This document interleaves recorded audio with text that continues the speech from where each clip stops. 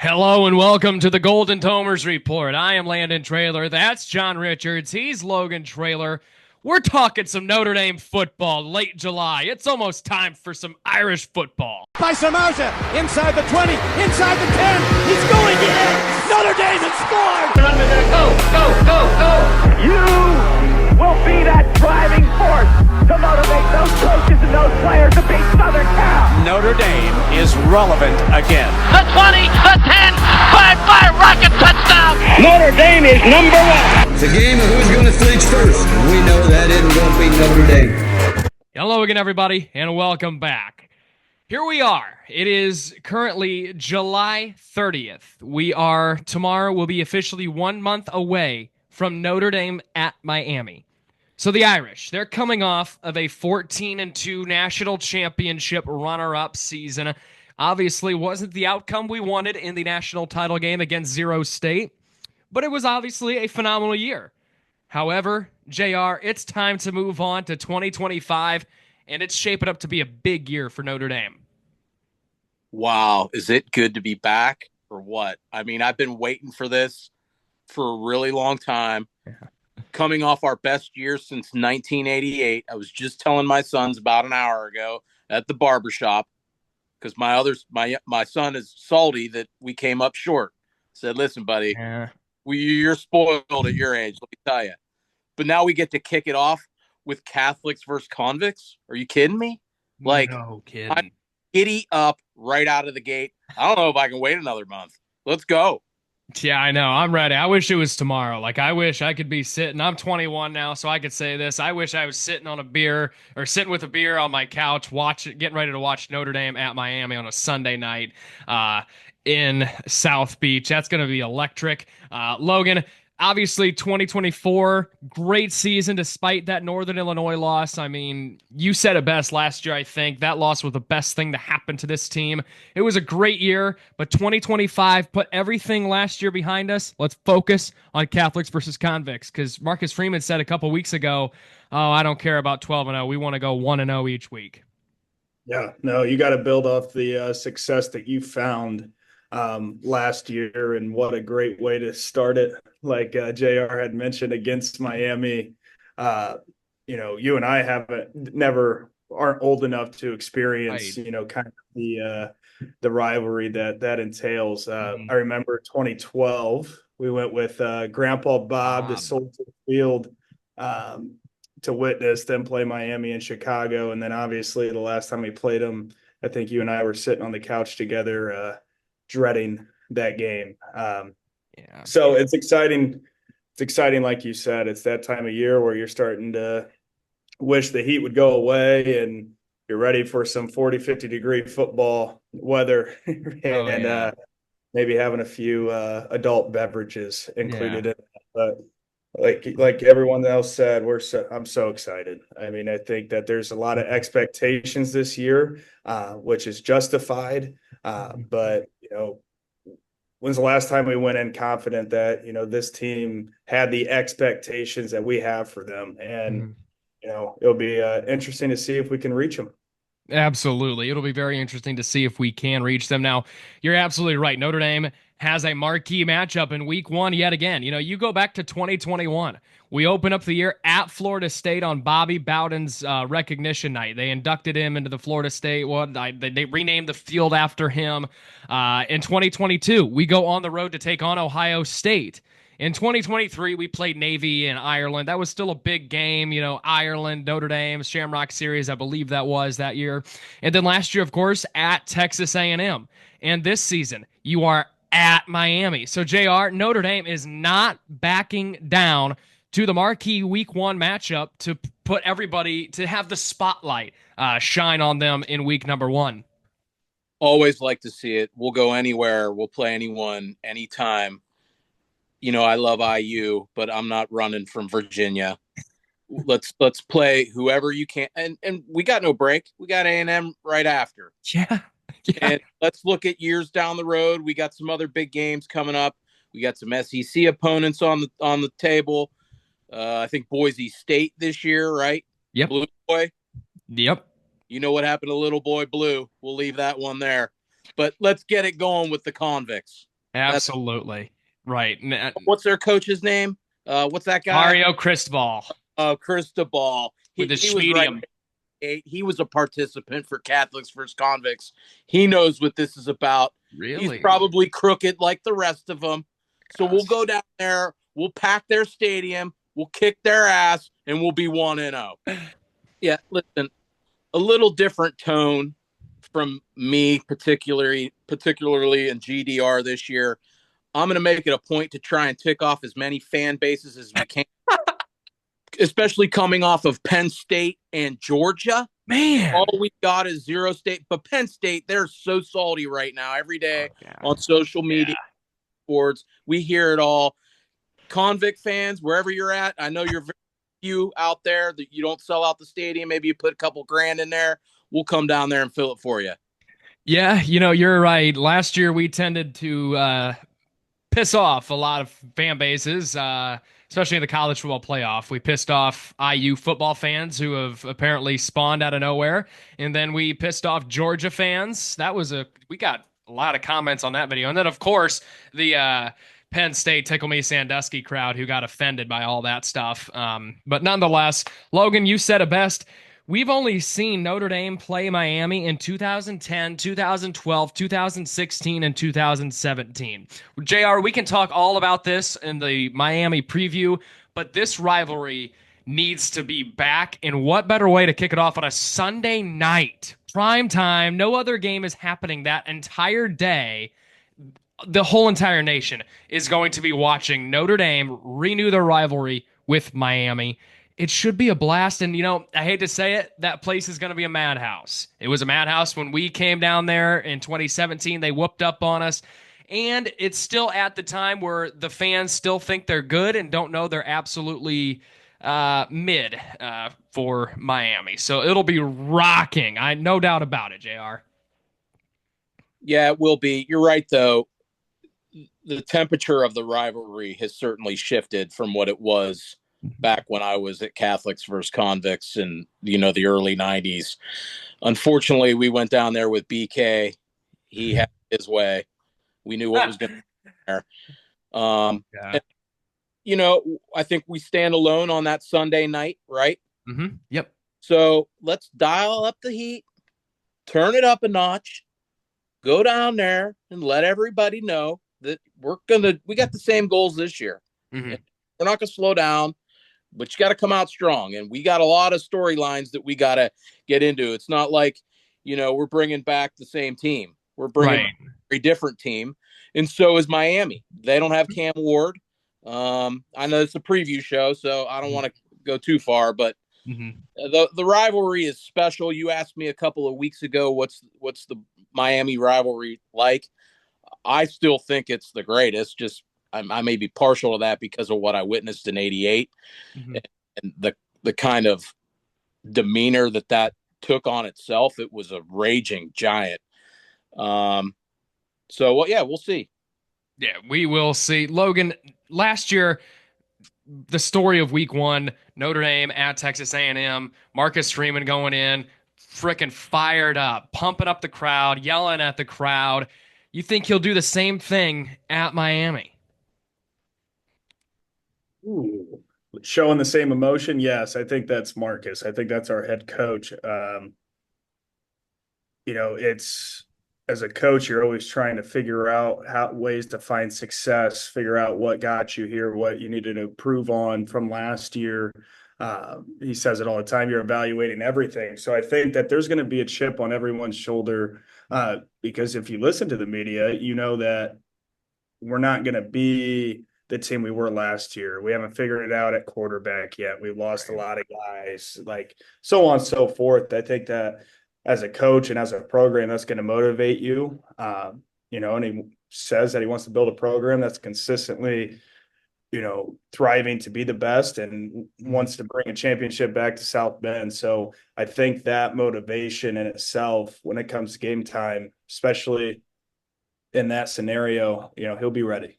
Mm-hmm. Absolutely. It is the first year since 2022 that Notre Dame is not playing rent a quarterback. We have our own homegrown quarterback that we'll get into a little bit later in the show, but that is Miami. We're not going to chalk up any losses, wins, or anything on this show. At the end of the show, we will give our season predictions. So we'll move on here. We have a bye week after the Sunday night game. So that is September 6th, and then September 13th. We are right back in the thick of things. We're going to be taking on a top 25 Texas A&M Aggie squad. Their new quarterback, it is the guy last year. I can't remember his name. We picked him apart. Took him for 2 interceptions. However, when they started their new guy, he is a violent running quarterback, and I loved to watch him last year when we did not play him. It's going to be a little different look for the Aggies and old Elko, Logan. Yeah, I mean, Elko does a really good job. I think that he is going to have those guys ready. That game scares me more than any game on our schedule. Yeah.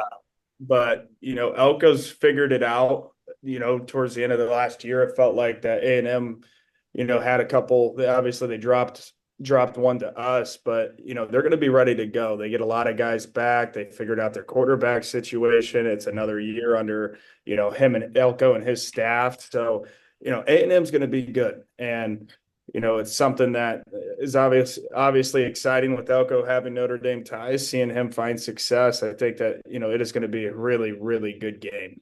Yeah, I think it'll be a chess match between him, Denbrock, Elko, Freeman, and then our new DC, which we'll also talk about a little bit later. JR, this has to be, as Logan said, it's the same for me, the game that scares me most on the schedule.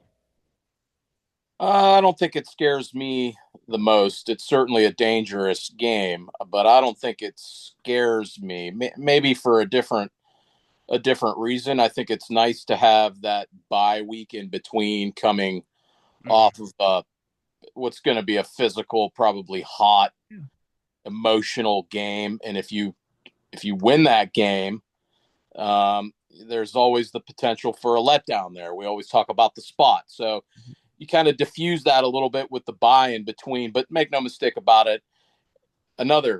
Listen, you could make some arguments about Texas A&M and the rivalry that we kind of have built with them over the years.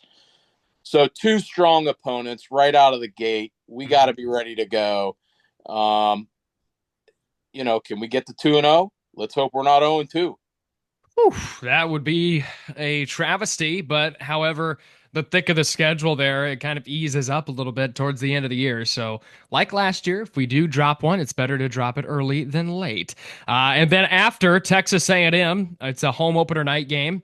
September 20th, this could be considered a bye week. The Purdue Boilermakers come to South Bend.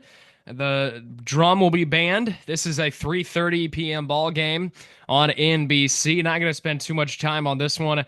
They're bringing in a coach from UNLV. They got their guy. They like him. He's a good coach. Did great things with UNLV. Listen, man, you're gonna struggle. I think he's got a lot on his hands to clean up at Purdue. Coach Walters left him a mess to clean up, and then he's bringing that mess into South Bend for a rivalry game. Man, I feel for the guy. I do, because he's gonna have his hands full, Logan.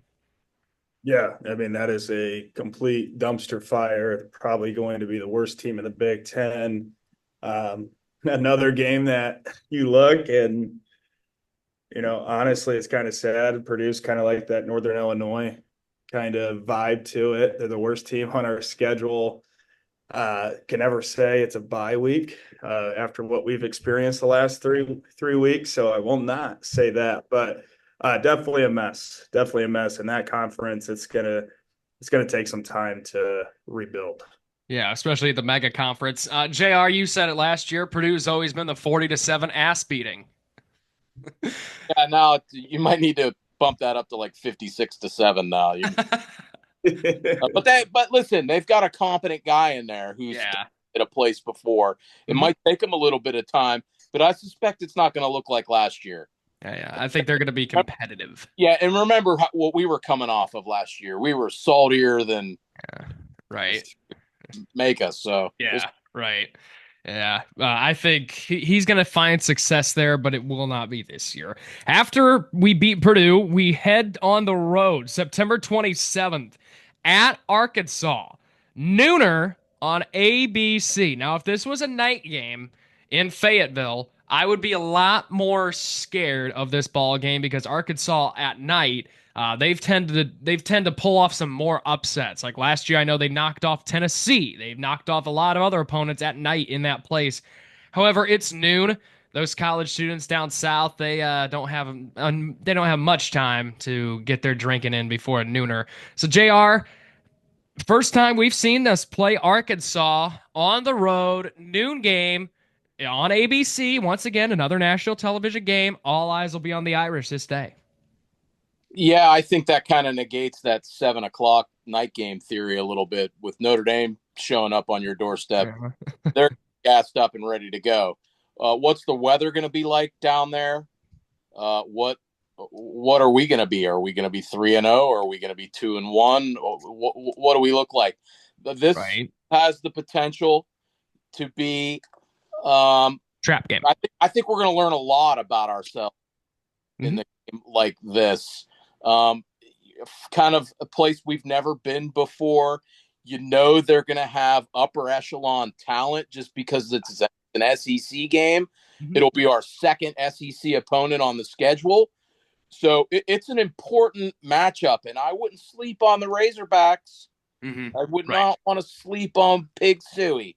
I like Coach Pittman. I think Coach Pittman's one of the most underrated coaches to bring Arkansas back. He had them in the top 10 a few years ago. It was not very long ago where Sam Pittman was, I think he won the Coach of the Year. He's brought Arkansas back to the national spotlight. Yeah, they had a couple bad years, but is Jefferson gone, the quarterback? Did he graduate? I think he did because they struggled last year. Yeah.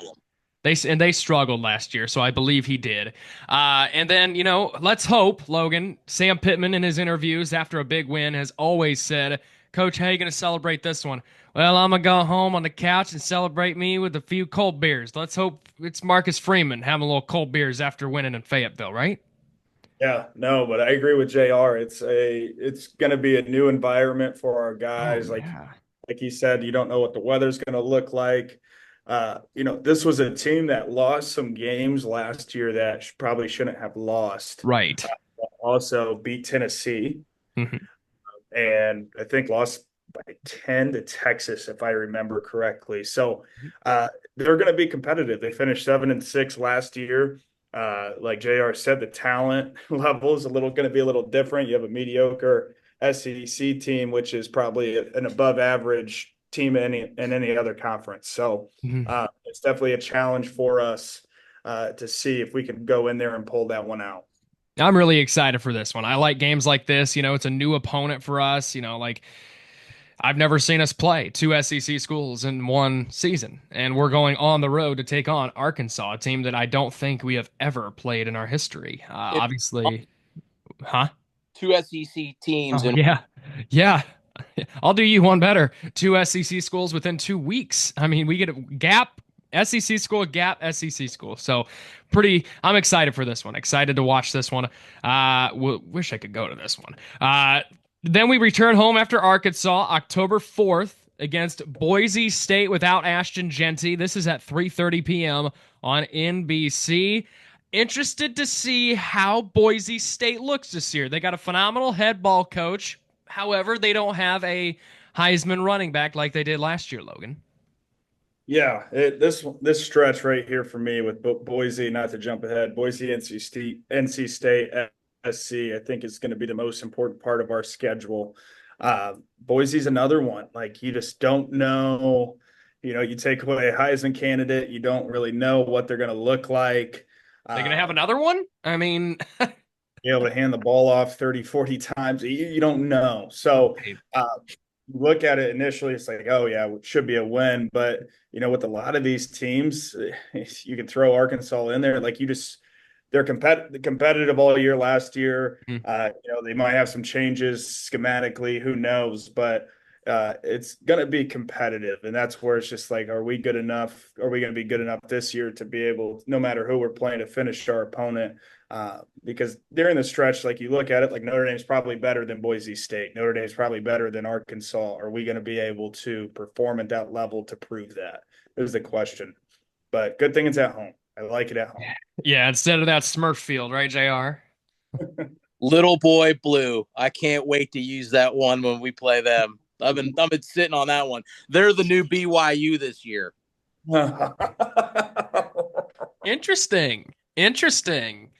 Interesting. Separate from the jokes, you know, they always play we're the underdog. They're coming into our house. We're everybody's Super Bowl.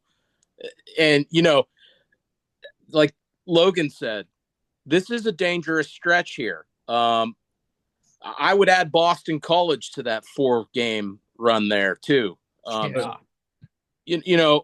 There's some quality opponent throughout our entire schedule here. It's pretty well balanced.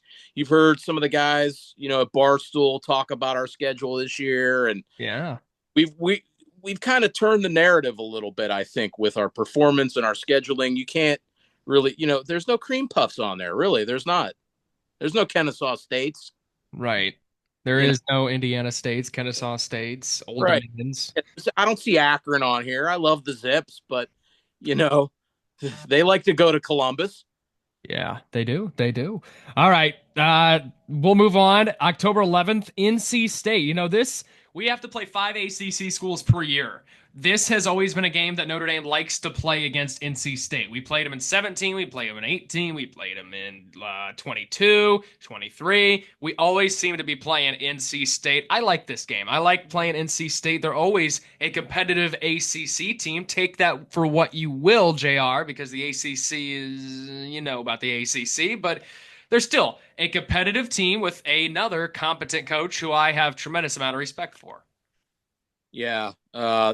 This will be a good game. A good Always is. Always is. They're always well prepared. They're going to have a good defense. They got competent players on both sides. Interestingly enough, from the ND Public Relations Department, I don't know if you guys have seen this, but Notre Dame is offering 2 games where you can get 2 tickets for $150. Mm-hmm. This happens to be one of them, and that kind of shocked me a little bit because this is a decent game. I wouldn't, package this as like a Navy. You kind of got to pull something gimmicky to sell the stadium out, but you might see Team Richards at this game. I'm in for that, JR. I haven't seen you at a Notre Dame game since 22 in Clemson, so you need to get your ass there. Team Richards and Team Long might be in there. There's been some early discussions about joining the Powerhouse families together and getting the kids together. So need to get that done. That tailgate set up. Yeah, need to get that done. Traveling west. No need. Got to get that set up for sure. Okay. NC State. Logan, good coach. They play us tough every time. I remember you and I were there in 2017. It was a 14-14 ball game heading into the half. They were top 13. We were top 10. And then we blow it open in the second half. We win 35-14. So it's always a competitive game with NC State. Yes. Like JR said, I saw that and recognized that they were packaging that with the Navy game. And this one on the schedule, other than A&M, is the one circled for me because I think as the offseason is long and there has been a huge buildup with USC, we have them that next week. And I think this is the one we talk about spots all the time that I circle. And it worries me. I mean, it is, you got your eyes set out on SC. Could be the last time we play them, unfortunately. But it's scary. However, should win. Yes, should another one. Yes, should handle it. And speaking of, the very next week, October 18th, 7:30 p.m. at Notre Dame Stadium on NBC, Notre Dame takes on USC, the cowards of Southern California. Could be the final time. They played a 9-game Pac-12 schedule for years, and now that they go to the Big Ten, they're, I don't want to play 9 conference games and Notre Dame. Shut up. We play USC on the 18th of October. Looking forward to this one. I think tempers are going to be flared. I think tensions are going to be high within the stadium. Thank goodness this is at home because that place is going to be rocking. We're going to be on Lincoln Riley's ass from the moment he walks out for warm up to the moment he walks off the field, a loser in that small tunnel at Notre Dame Stadium. That fan base will be on his ass, JR. Yeah, couple other storylines too with Urlacher coming back, and Yeah. they our recruiting guy jumped ship to go over there. Oh, and they got a little Rex Ryan's brother living in the shadow, Rexy, that dude with the long hair. Yeah, Rob. Yeah, Rob Ryan. Rob, Get him a 4XL shirt. Hide the Twinkies. Rob's coming to town, folks. he's a legit D coordinator though. Like if He there's ain't their DC though. I don't think he's their DC. I think he's just their linebacker coach. well, Correct. they need something on that side of the ball because they're they're not very good over there right now. So can't wait to have them. Let's put them to bed if this is going to be the last time we see them. Hope that's not the case. We're saying and doing all the right things. Mm-hmm. And let's be honest, USC, they're doing and saying all the wrong things. Maybe that's a conference thing. Maybe they're a little butthurt after getting two taken into the house on them last year on our run. Maybe they just don't want to see us, but make no mistake about it. They're struggling with their identity in the Big Ten, and they're going to have to come back to the Midwest like us, and they're going to get a pounding. Yeah, I think so too. Logan, you remember after we lost to Louisville in 23, we came back to Notre Dame Stadium. USC was undefeated, and we absolutely beat the brakes off of them. You think it happens again? I do. And I think this is where USC it puts us in a tough spot because obviously, we are doing everything we can to keep the rivalry going, but it is going to be tricky for these Big Ten schools the way college football is shifting to want to say, "Hey, we'll play Notre Dame." And if the rivalry ends, it's sad. But at least we were able to somewhat dominate them probably the last, definitely 5 years, but 5 to 10 year stretch that we've pretty handily beat them. And my thing is like, it excites me if this USC, not to get off topic, if this USC thing does not go, the contract get renewed, I would love to see Michigan take the place. And I think that would be, it'll be interesting because it opens up so many rivalries we could get back on our schedule that we had in the past before the Big Ten wanted to go all mega on us. But I think it could open up some opportunities. And if USC doesn't want to do it, I don't see why Michigan would be opposed to it. Right. And we got Michigan State coming in next year. We got Purdue back on the schedule. Navy obviously is always there. We picked up a new rivalry in the ACC, Clemson. A lot of speculation says that game will be the one to replace USC, but that also does open up another team because Clemson's an ACC school that fulfills the contract that we have with the ACC. So it obviously would open up the door for a Michigan and, maybe even a Miami to come back in. Things go south for Lincoln this year. I mean, he's out of a job, correct? Yeah, I mean, if he has another 6 and 6, 7 and 5 year, yeah. What's it been? 4 years? This will be his fourth. Oh my gosh, yes, it will. Did he leave Oklahoma? Yeah. With one of my best friends, closest friends, my buddy Murph out in LA. They're huge USC people. Apathy has set in over there. Yeah. I mean, things are not going well. Yeah, love to see it. Love to see it. After USC, we have a bye week on the 25th of October before hitting the road on the 1st of November at Boston College. Haven't played the Eagles since 2022.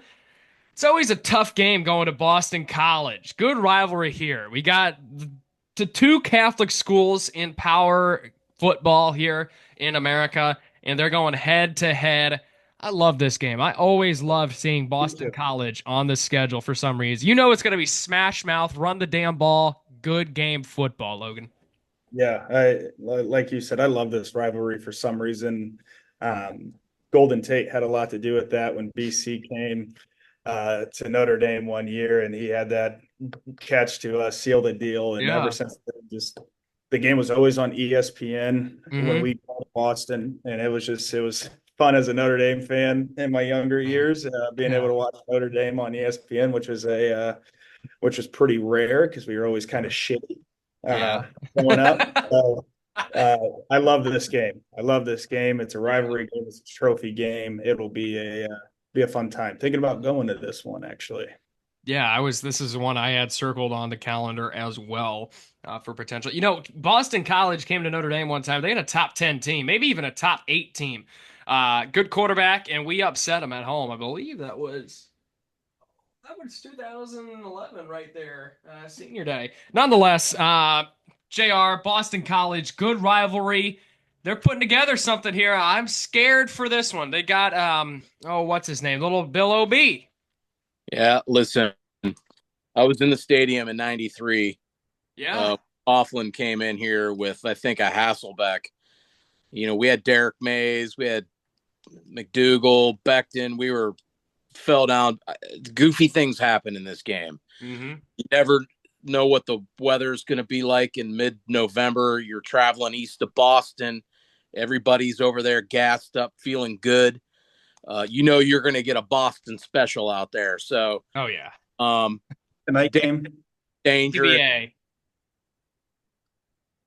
I wouldn't be surprised if this is an 8 or 7:30 game on ACC Network.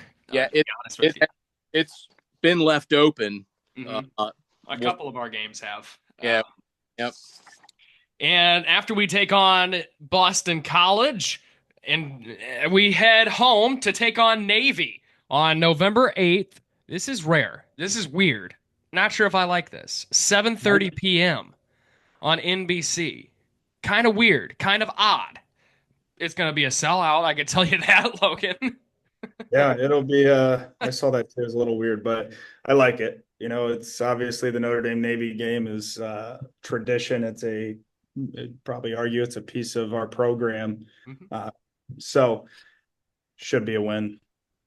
Yeah. I think Marcus does a pretty decent job against Navy. So Always prepares well for the middies. I will say, JR, Navy has the potential to represent the group of 5 in the college football playoff this year. A lot of folks around college football are saying this Navy team is similar to Army last year, and you all saw how we handled Army, JR.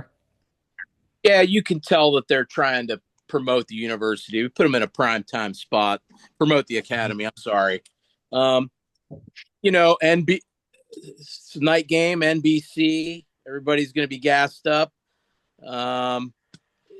You know how Landon's guy might want to make an appearance there in South Bend.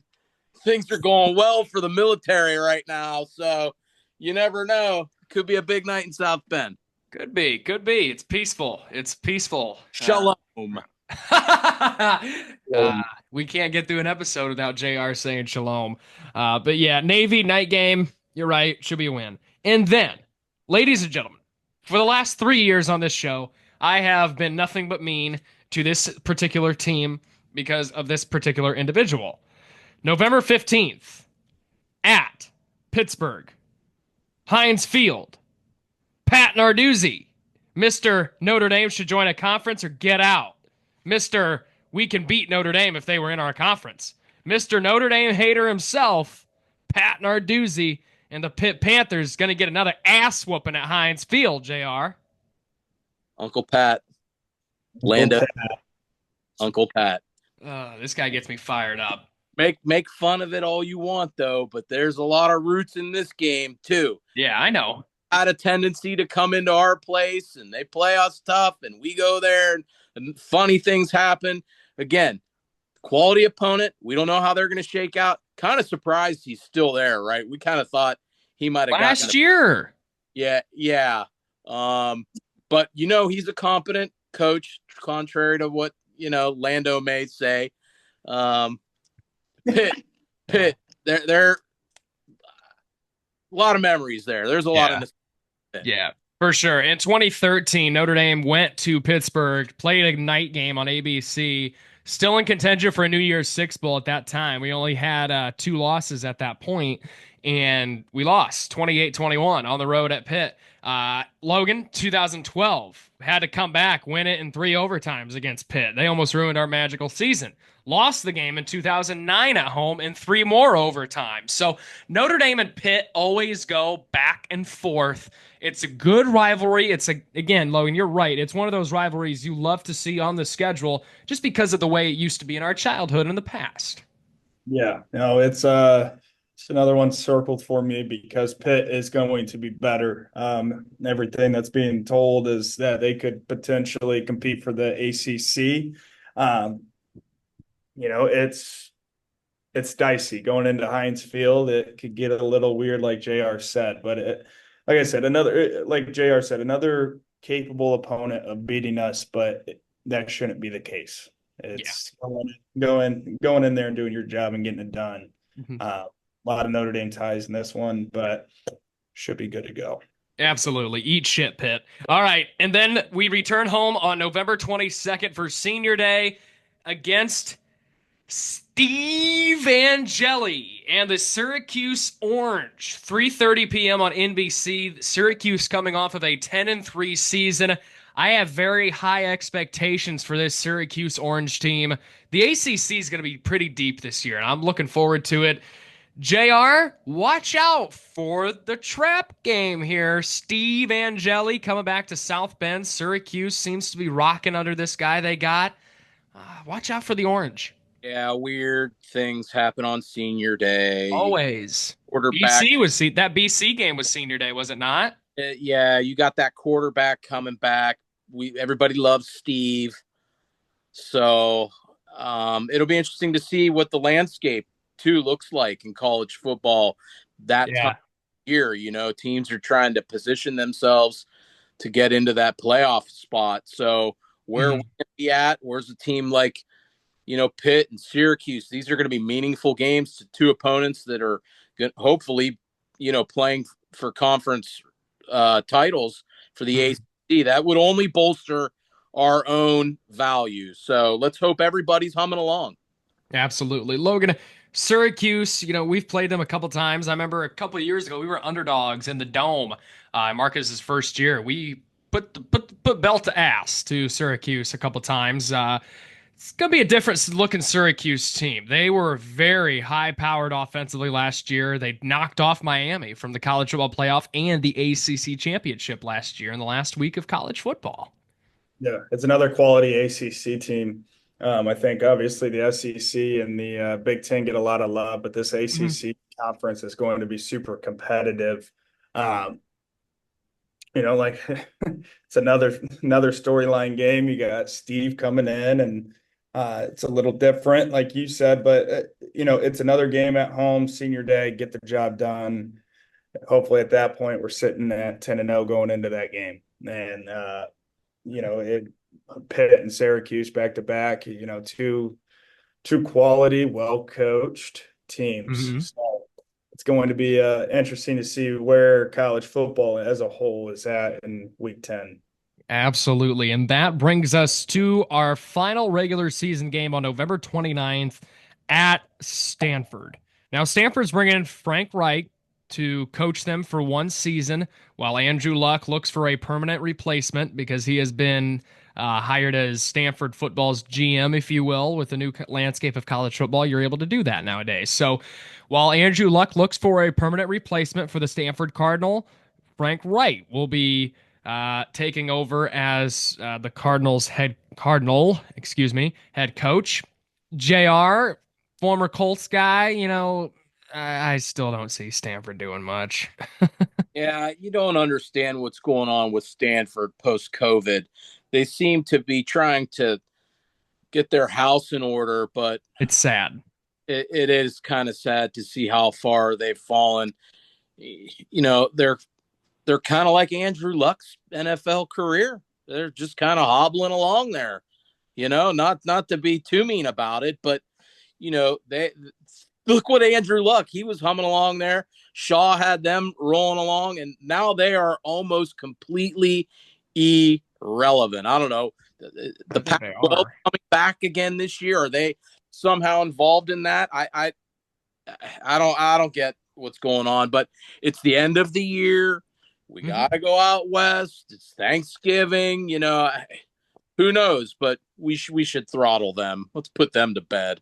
Yeah, Logan, college football is better when Stanford is relevant, in my opinion, when they play a high level of football. We have not seen that since 2018, and it's kind of sad. Yeah, Notre Dame and Stanford used to be some really good games. They're a part of the ACC now, right? I believe. Oh, that's right. That's why Yeah. and nobody remembers. Yeah. Spend the year on 3 ACC teams. They're depleted. I think they have been trying to find an identity that is not found right now. Trying to put Andrew in charge of fixing that is a huge task within itself. Okay. At the end of the day, it's Notre Dame Stanford. It's a rivalry, but should go in there and get in, get out. Right, absolutely. Hit it on the nail there. All right, done with the schedule there. Player of the year. We'll start with Logan.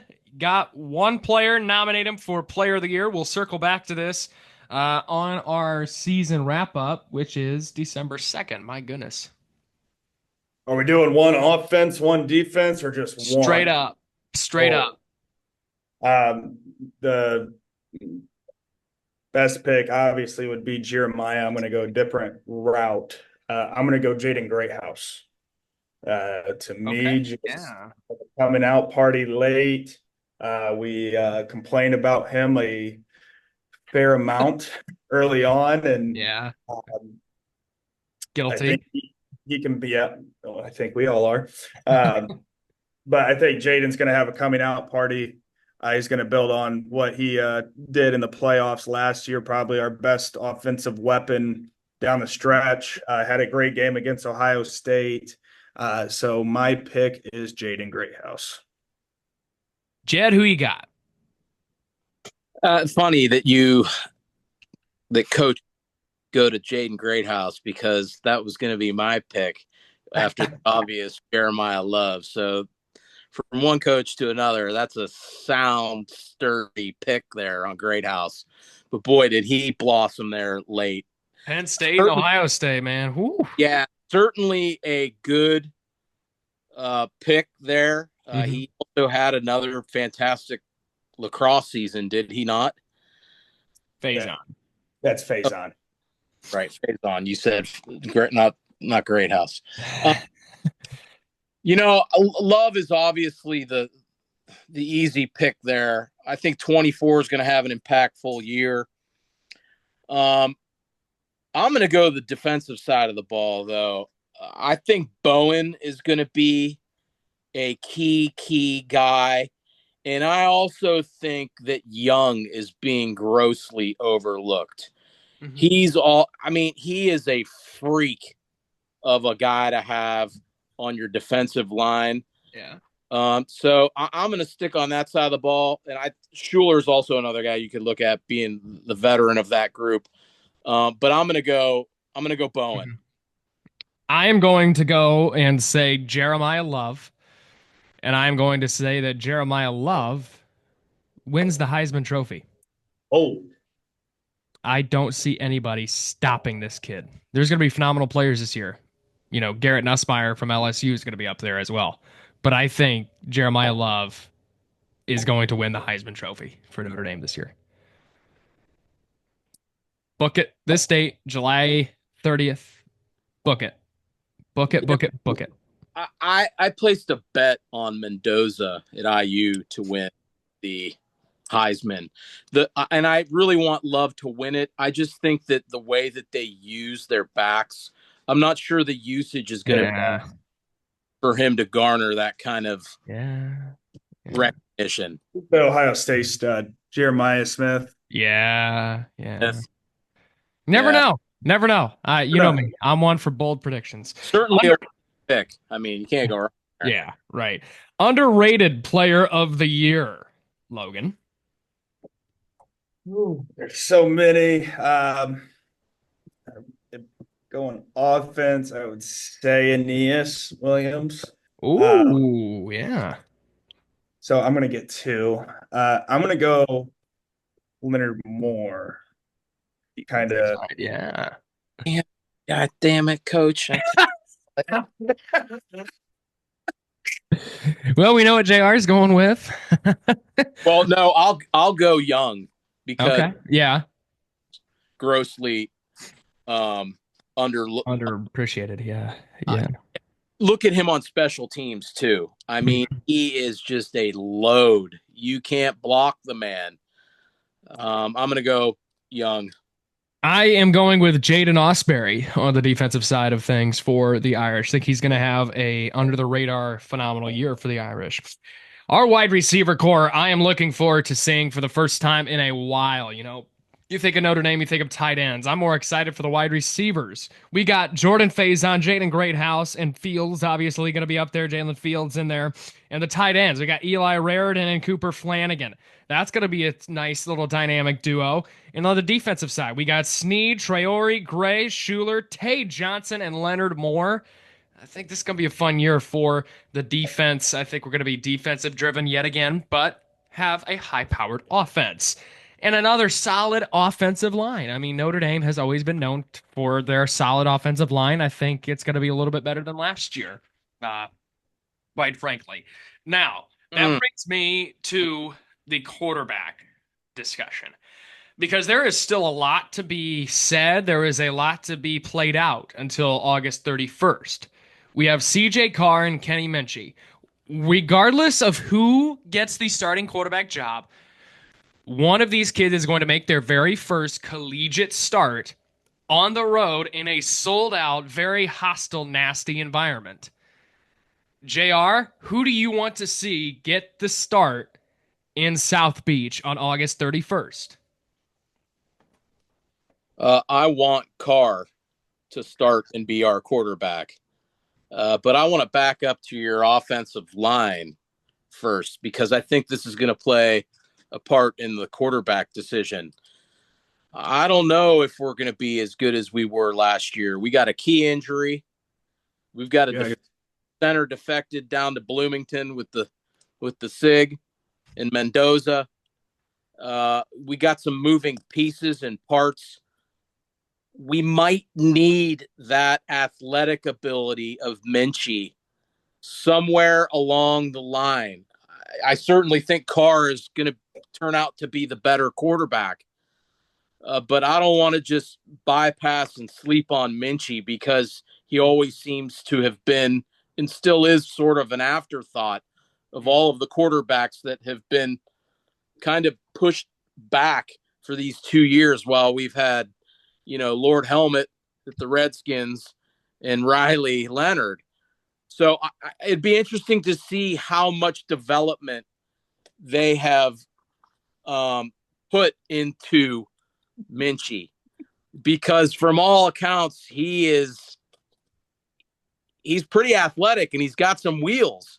So I'm sorry. I think you might see both of them play. I'm not a fan of the if you got two quarterbacks, you got none, but we'll see.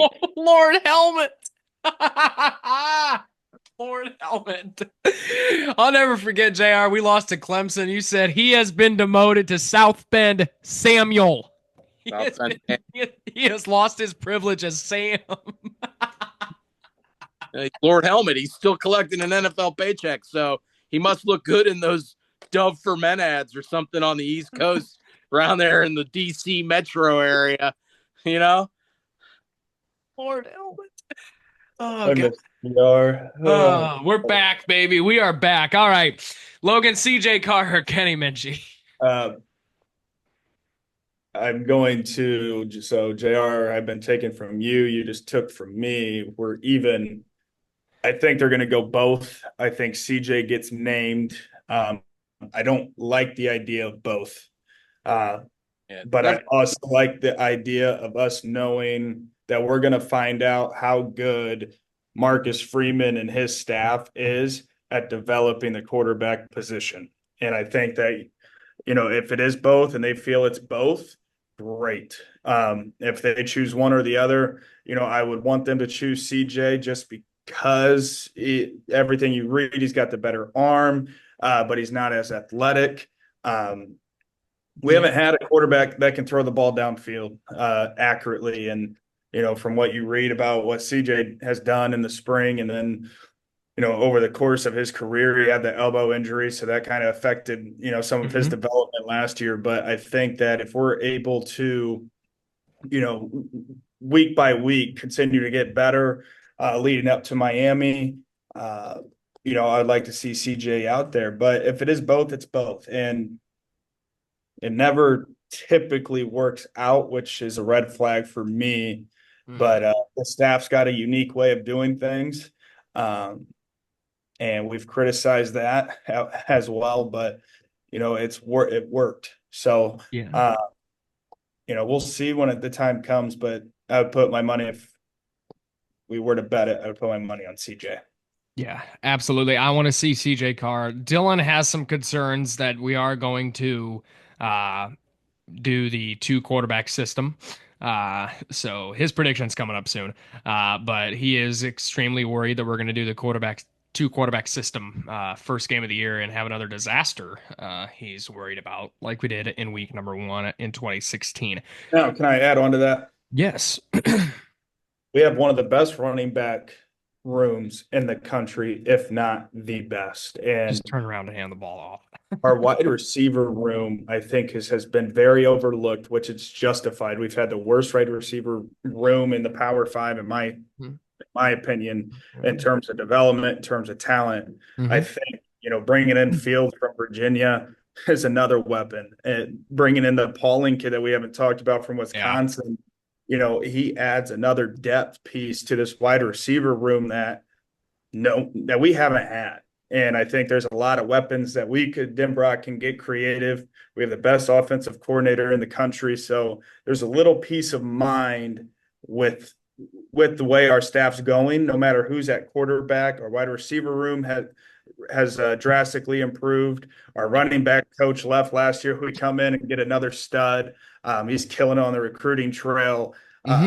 I think there's some things to be excited about, even though if we don't have everything figured out week 1, if we're going 1 or 2, CJ, Minchie, or both, there's guys and depth around them that can help them. And JR's point, it's more about what's this offensive line going to look like. Or we have a lot of young guys playing.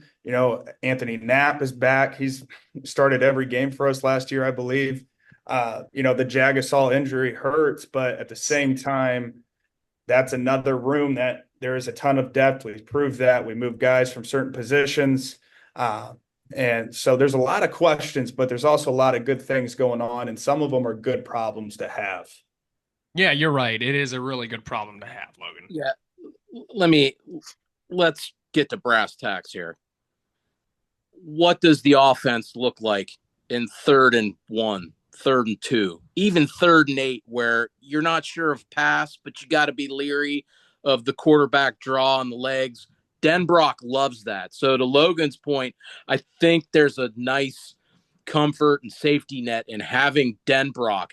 They just have to find a way to replace that kind of production in maybe some other ways.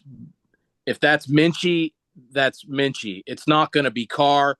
If we start seeing more sweeps or more usage of 2 backs or a wide receiver on a sweep, whatever they may be, but that's really the equalizer, is how do you replace that production of Riley Leonard? Because let's be honest, we didn't have Denbrock when we had South Bend Sammy Lord Helmet. All right. So we don't know what that would have looked like under a Denbrock offense in those short yardage situations, or maybe those quarterback draw situations. When you get down in the red zone inside the 10-yard line, you need everybody to be a threat to score. So don't be surprised if Minchie has his chance there. Okay, now, Logan, Coach Chat here. What does that say to CJ Carr? You're pulling him out on 3rd down. You're pulling him out on the goal line situation. What does that say to CJ Carr? How does he react to that? Like, you don't trust me? That's going to be the question for both of them, because although Minchie has been there longer, he's still young. It is the conversations you have to have early that should be happening now. being open with them and being honest with them is like, this is where you're at right now. This is where we want you to be. But if you can't get to where you want to be, we're not going to put you in this position where we don't think you can be successful. So with CJ, like it is like, I think Marcus does a really good job with having relationships with every single one of his players, especially his quarterbacks. So it'll get figured out, but there is a fine line, especially with someone like CJ who is young, and with Kenny who is young, to make sure that, those conversations are had. They are being so honest with them, maybe to a fault of, this is where you're at. This is where we want you to be. But if you don't get there, we're going to have to go a different route. Logan, a staple of coaching with you, you've always say knowing and accepting your role. What is a conversation? You've had plenty of conversations with players. What does a conversation look like between two star-studded quarterbacks? If you're a me guy, it will show. If you're a we guy, it will show. And I mean, we say that a lot. Like if you're in it for your personal accomplishments, your personal achievements, great. You don't fit in our program. You don't fit what Notre Dame stands for. You don't fit, with us. So maybe it's time to go. But, if you're a we guy, you're going to accept your role. You're going to perfect your role, and you're going to do whatever the team needs you to do. And if that means, hey, CJ, we're not giving you the ball 3rd and 8, we're going to bring in Kenny and we're going to run and see what we can do. Okay. You better be Kenny Minchie's biggest fan when you're on the sideline, and vice versa. I think that quarterback room, and a lot of credit to Tyler Buckner, they're close. And you saw that with Riley last year. They are very, very close. So I don't think there's not going to be a ton of drama in that room. With honest coaches and relationships with each other, I think are far more valuable than, people. I think people undervalue that for sure. You heard Freeman talk about that a little bit with Strahan on Good Morning America. Did you guys see? Yeah, I didn't see that. You got to give Minchie some credit for sticking it out. Yes, kind of won a little bit of a battle of attrition. And to your question, Landon, to Logan about what does that look like, I would simply say to CJ, go talk to Grandpa, because he'll let you know what it's like. He's the son of Lloyd Carr, grandson of Lloyd Carr. He's that should be a pretty easy conversation, I think, with a guy like that. Absolutely, it should be. It'll be interesting to see how it works out. And you know what? Regardless if it's 2, we don't have Brian Kelly on the sidelines anymore screwing it up, because when he did that 2 quarterback system, he openly stated that he did not like Deshaun Kaiser, and him and Kaiser butted heads quite frequently. So we won't have, excuse my language, an arrogant asshole on the sideline, an ego-filled guy on the sideline anymore talking, doing a 2 quarterback system. We have a relatable guy. Now, switching topics from the offensive side to the defensive side, a new defensive coordinator, Chris Ash, comes from Rutgers. Little bit skeptical of the hire. However, I think we'll be just fine, and we'll be able to do a lot based off of our talent alone, JR. I'm really concerned about losing Al Golden. As am I. As is everybody, I think. My safety net, like Denbrock, is now Freeman. He can sort of stray away from the offense. They're in good hands. Not to say that he can ignore them, but he can kind of, work with Ash. I'm worried about it though. Yeah. Frankly, Al Golden, he's been amazing. Did he have maybe some faults and some tendencies that were a little much? Sure. But let's be honest, man, defense has been really, really good. They've kept us in a lot of games and been the backbone to pretty much our ascension along the way. And look at the development of all of the guys on the defensive side of the ball. It's just kind of reload now. You lose Morrison and you got Lenny Moore there. Lose Watts and you got Schuler there. So, I think we'll be all right. Like you say, talent should rise to the top, but you don't just replace a guy like Al Golden with some guy from Rutgers. Right. We're going to be missing Golden this year, and I think it's going to show, especially in the first few weeks, but I think we'll get used to it, Logan. Yeah, I think he wasn't a good head coach, but he also didn't have a ton of talent. At Miami. Won a national championship Yeah. as a defensive coordinator. If it ain't broke, don't fix it. But also, Yeah. he's going to have his own way of doing things, and I think that JR's point, Marcus can. You have the best offensive coordinator in the country. Go let him see the offense. Let him be that driver. And that's what we battled early last year.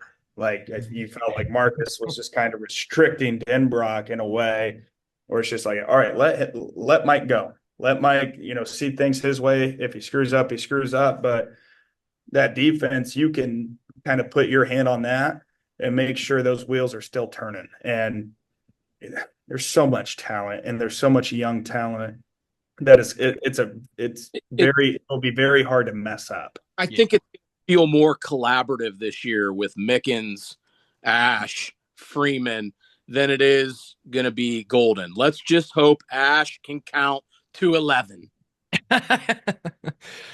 We're still talking about that 2 years later. Oh, man. That still haunts me. Yeah. All right. Marty Biaggi is returning as special teams coordinator, so watch out for some goofy formations. I love him.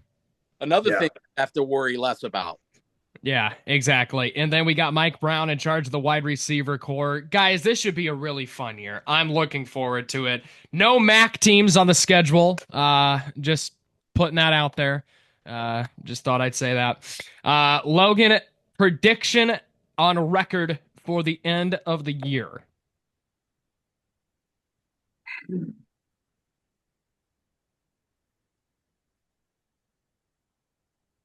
The common one that I've seen the most is 10-2, and I would not be shocked if that happens. I would be shocked if we don't win at least 10. I think we go, and call me biased. You can call me, super fan, GHS spotlight, but you can count me in on. I think we go 12-0, and here's my reason why. I think the last 3 years, Marcus has gone through a lot of downs and a lot of ups. And I think that there was something figured out in the middle of last year that after that Northern Illinois game, they were still figuring some stuff out, that he found a way to win at all costs. Because after you lose to Northern Illinois, there's no losing another game. And you can talk about how our schedule is bad, sure. And talk about our schedule this year, sure.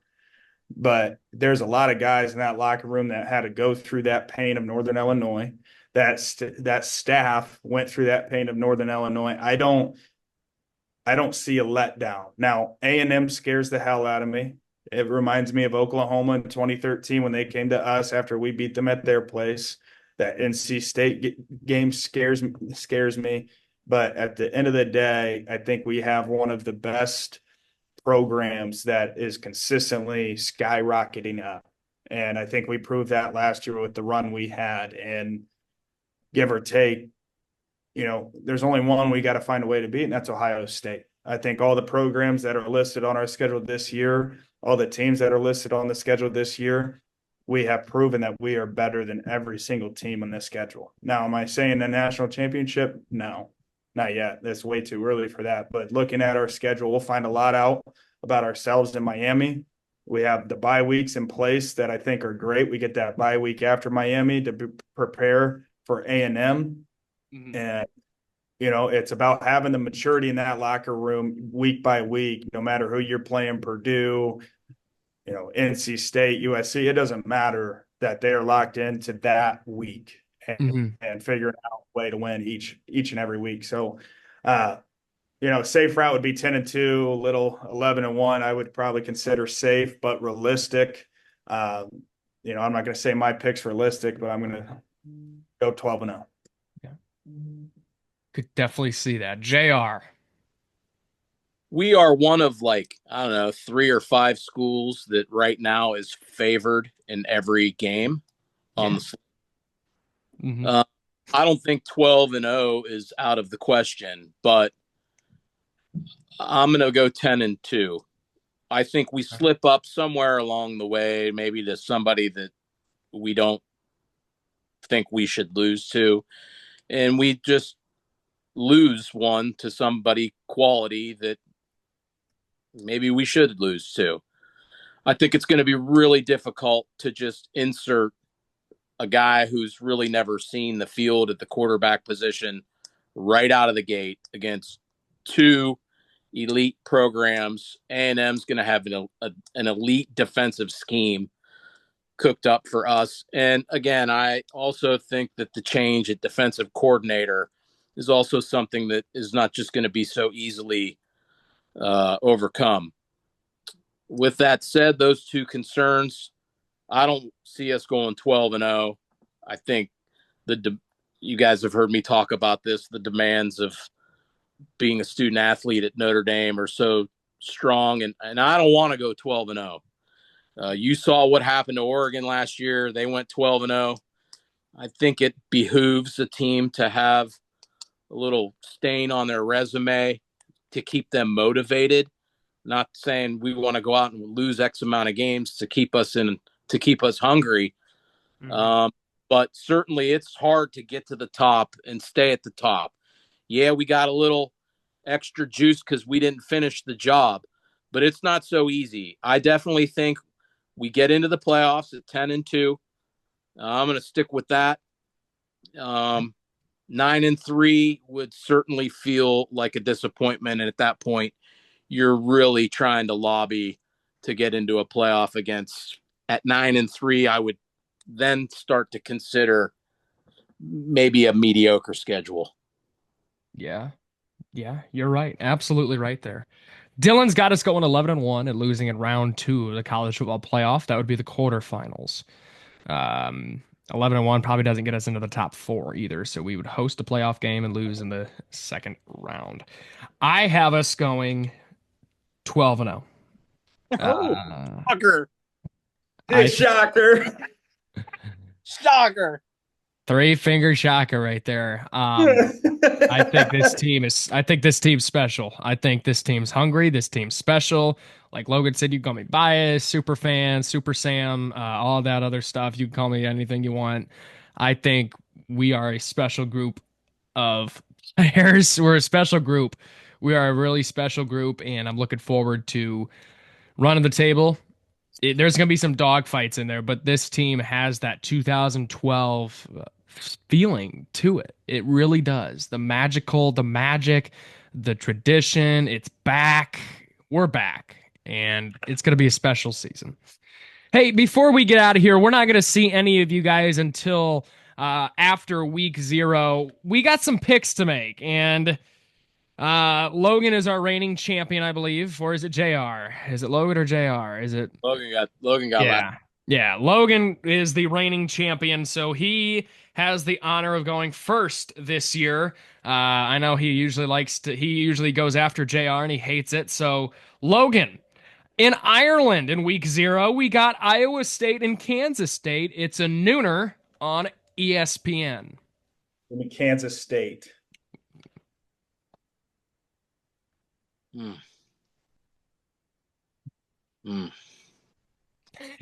We're back.